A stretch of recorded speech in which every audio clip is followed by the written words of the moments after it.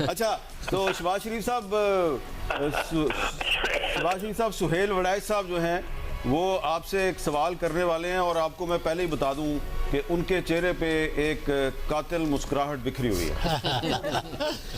ये जो कातिल मुस्कुराहट उनके चेहरे पे बिखरी हुई है, मैं समझता हूँ सुहेल भाई मेरे बड़े मोहतरम हैं, और जितनी भी वो कातिलाना निगाह से देखें मैं उनको हमेशा अपना मुरब्बी समझूंगा। मियाँ साहब, गुजारिश ये है कि हमें सबको पता है कि आप 2018 में बड़ी मुश्किलात से गुजरे, आपकी पार्टी, आप खुद, आपकी लीडरशिप। अब एक दूसरी पार्टी जो है वो उन मुश्किलात से गुजर रही है। इलेक्शन जीतने के बाद क्या आप उन्हें कुछ रिलीफ देने का इरादा रखते हैं, या यही पॉलिसी रहेगी, या रिकन्सिलिएशन होगी? देखिए चौधरी सुहेल वड़ाइच साहब, मैं उन लोगों में से हूँ जो इस बात का कायल हूँ दिल की गहराइयों से कि पाकिस्तान जिन मुश्किलात में घिरा हुआ है, अगर ये जो हमालिया नुमा मुश्किलात जो हैं, चैलेंजेस हैं, ये ना भी होती तब भी एक महज़ब माशरा, एक सिविलाइज सोसाइटी का बुनियादी तकाजा और फर्ज होता है कि वो मुशावरत और कौमी यगानगत और यकसुई के साथ अपने फैसले करे और कौम को तरक्की और खुशहाली से इम्कनार करवाए। हम तो आज पाकिस्तान की तारीख में नहीं बल्कि शायद दुनिया की तारीख में हम ऐसे चैलेंजेस का का सामना कर रहे हैं कि शायद कभी मैंने और आपने सोचा भी नहीं होगा। इसलिए आज वक्त की आम तरीन ये तकाजा है, और कौम पुकार पुकार के कह रही है कि हमें मिल बैठना चाहिए। सिंपल मेजॉरिटी आए जो भी, तब भी हमें मिल बैठना चाहिए पार्लियामान में, पार्लियामान से बाहर बैठ के मशावरत करें, और तमाम जो आईनी इदारे हैं उनके साथ मुशावरत हो आइन के दायरे में रहकर। अगर हमने पाकिस्तान में हमने गुर्बत और बेरोजगारी का खात्मा करना है, अपने पांव पे खड़ा होना है और कशकोल को तोड़ना है, easier said than done, तो फिर बड़े बड़े फैसले करने होंगे इन हमालिया नुमा चैलेंजेस का मुकाबला करने के लिए। वो तभी हो सकता है कि हम इज्तिमाई बसीरत और इज्तिमाई जो काविशें हैं उनको बुरुकार लाएं। नवाज शरीफ अकेला, मैं अकेला, हम इस कश्ती को अकेले पार नहीं लगा सकते। ये सिर्फ और सिर्फ इज्तिमाई बसीरत और मशावरत से होगा, और मैं समझता हूँ कि हमें सबके साथ मिलकर बैठना चाहिए।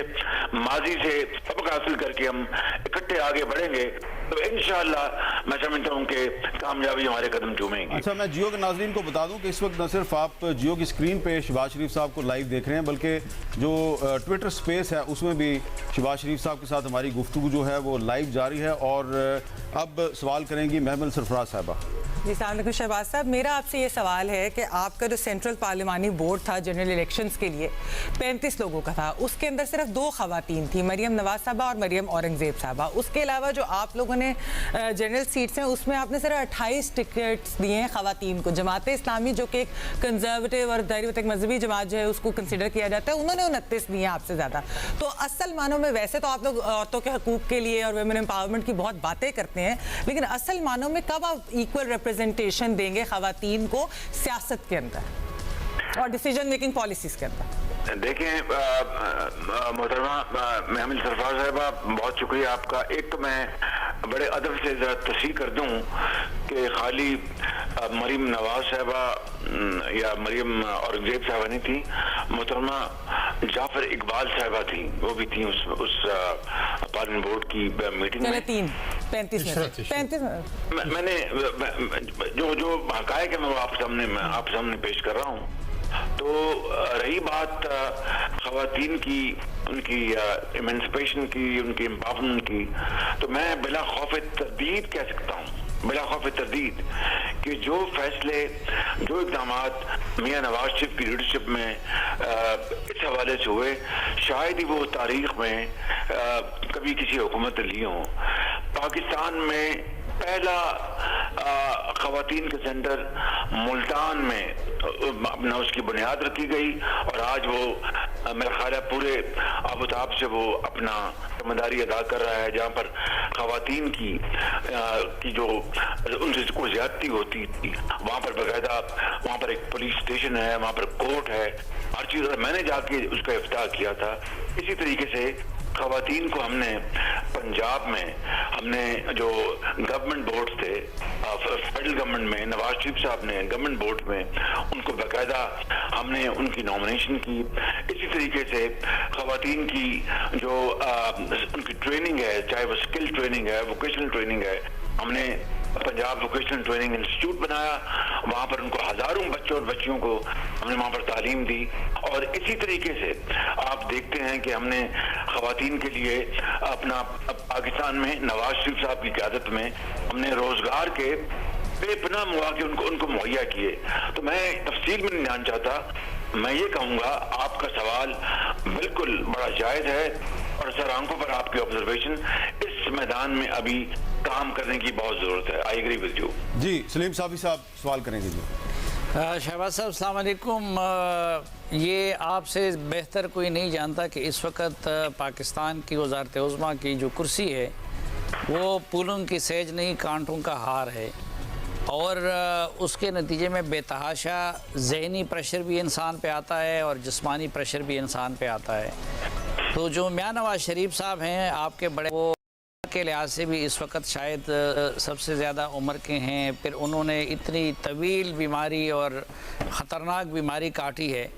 तो मेरा सवाल ये कि एक अच्छे भाई होने के नाते आप ये हुकूमत का बोझ उनके कांधों पे क्यों रखना चाहते हैं? ये बोझ एक अच्छे भाई की हैसियत से आप खुद क्यों नहीं उठाते? ये सलीम साफ़ी साहब, आप मेरे बड़े मोहतरम हैं और ये सवाल आपने यकीनन एक दोस्त और मुरब्बी के रूप में किया है, लेकिन सवाल वही है जो माजी में एक से ज़्यादा डिक्टेटर्स ने मेरे साथ उठाया था। तो मेरा जवाब यही है